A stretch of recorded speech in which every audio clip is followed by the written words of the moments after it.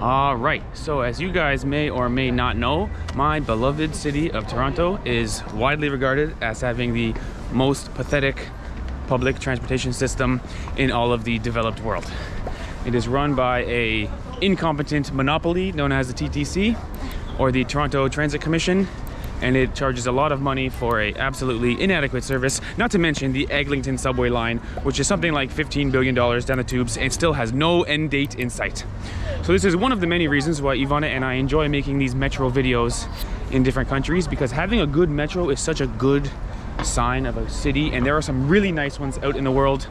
And Shanghai, I think, has one of the best metros in the entire world. So we're starting our video today in People's Square, which is sort of one of the main train stations in the whole city. You can see 1, 2, 3, and even 4 entrances to various lines and their accompanying tunnels right underneath the city. So come along with us as we check out the Shanghai metro system and see what it's like. Let's go. So first thing you'll notice coming down here is it's very clean and very quiet. Now we found a map here, which is pretty impressive. It's got something like 415 stations over 16 or 18 lines. Not to mention all of the transfer stations between different lines. It's pretty great to zip around the city. And obviously something like this costs a lot of money to build. So I think you'll be impressed with how affordable each ticket is. Let's go buy some tickets. Let's go. All right, so first thing we'll do is go English. And then where are we trying to go today, Ivana? We get the lines at the bottom. Goes all the way up to 18 lines. 17. We're trying to go to line 17 to a station called the second last one. So we're going quite a distance today. We'll put 2 tickets. It's going to cost 16 won, which is not a bad price for such a long ride. And the transfer is included. Uh-oh. My money's no good.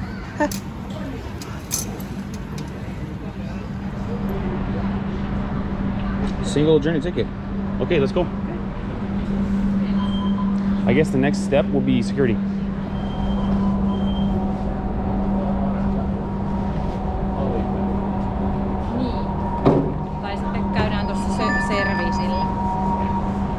Okie dokie, smoky. And then I guess we go like so.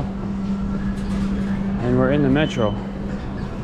So what's great about having such a big metro is you've also got all these tunnels underground, which can keep you out of the cold and out of the city and keep the traffic down. If you'll notice, they've actually got different exits.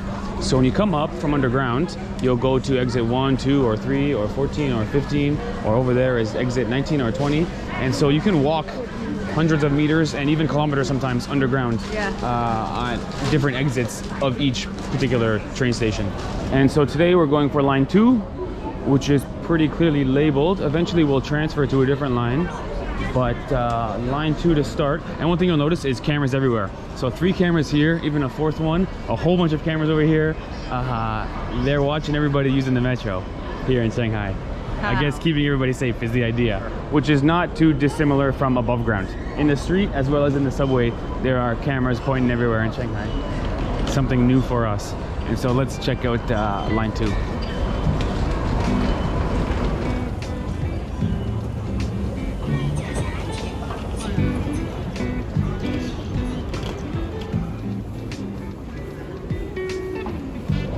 And so obviously there are at least 2 or 3 stations above our head, because we've been going on downward escalators 3 or 4 times. So here we are at line 2, and what's great is they don't use east or west, which can be very confusing for a tourist. They just tell you towards which station. So Ivana and I find it sort of convenient. Is where we're going? Perfect timing. Let's make it on quick. And so for this next part, guys, I won't talk to you too much because it's really quiet here in Shanghai. But look at this. Transfer station, transfer station, transfer station. 4, 5, 6, 7, 8 transfer stations in a row, and a lot of them are transferring to 2 lines. So it's a lot of lines. Even some of them are transferring to 3 lines.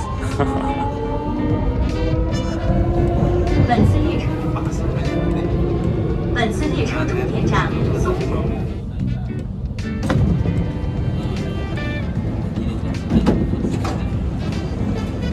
金安寺。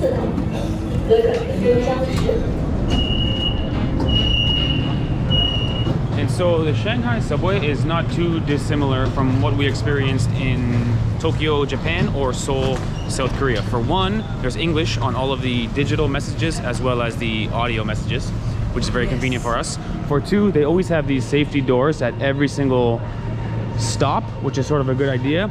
And for three, the biggest and most impressive similarity from here to Tokyo to Seoul is if there's a sign that says no eating, nobody eats. That's true. If there's a sign that says no talking loudly, nobody talks loudly. And so it's such a good first impression for tourists like us, because when we arrived in Shanghai, we immediately went to the metro from the airport right to our accommodation, and everybody is so well behaved, everything is so clean. It's sort of an admirable thing as your first impression of the city. And so now we are looking to transfer to line 17. The signs are pretty clearly labeled in both Chinese and English, so it should be easy enough for us to figure it out, although this is our first time. So let's go. The brown line, I suppose. Oh, good job, Ivana. She figured it out. I was about to go up the stairs here. Line 17 is actually right here. So somehow, this train is line 2, the green line, and right across from it, in the same station, is line 17. Oh, I almost went up the stairs and go look for the next transfer. It's actually right here beside it. Yes. Okay, easy peasy. I mean, could not be any easier. Oh look, there's more train station over there. Yeah. That's interesting. You can enter this train from both sides, it looks like. Oh no, there's 2 tracks over there. Or maybe not. Maybe there's a different station over there. That one is line 2. Whoa, that's line 2. So on the far side way over there is also line 2. In the middle is line 17. And then over there is... So line 17 is sandwiched on both sides by line 2. Right. Something new. Very elaborate design. And you'll see that our train will come in 2 minutes and 25 seconds, and it will be just right on time. Very good. 门灯闪烁时，请勿上下车。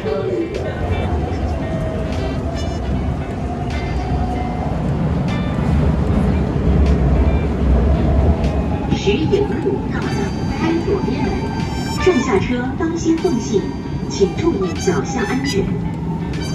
We are now at Xuying. Doors will open on the left.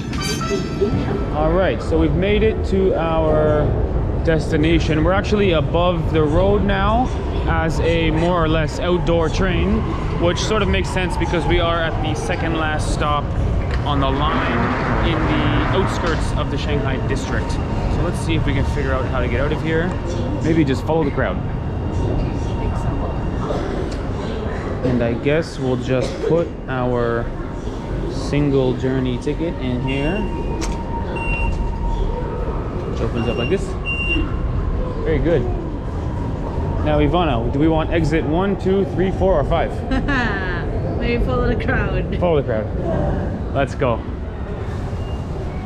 And so in the Shanghai city center, they've got the underground tunnels, but in the outskirts, they've got the over-the-road bridges. Still a nice clean area for us to walk. The first time we've seen a lake and or a river here in Shanghai. Actually a nice little scenic area right there. And so the Shanghai metropolitan area has something like 40 million people. If you can believe it, it's roughly the same population as the entire country of Canada. And so what's amazing is a mega city like this needs a mega metro. True. So there are something like 10 million passengers on the Shanghai metro every day. Wow. Actually just over 10 million, which means it's more than 3.6 billion passengers a year. Wow. It's like half the world's population per year on that metro. And so we found it easy to use and easy to get around as a foreigner. English was everywhere and the signs are all clear. Yeah, you don't have to worry about getting lost. And surprisingly affordable. 16 won to go this far. That's true. Really quite awesome. Now, if you're interested in seeing us explore this beautiful region, you'll have to stay tuned to our next video. Because what will we get up to? Will we board a boat like this? An old wooden one? Or what will we do? We're not sure. But we're gonna explore this It looks cool. this outskirts region of Shanghai. All right, there you have it, everybody. Thanks for watching.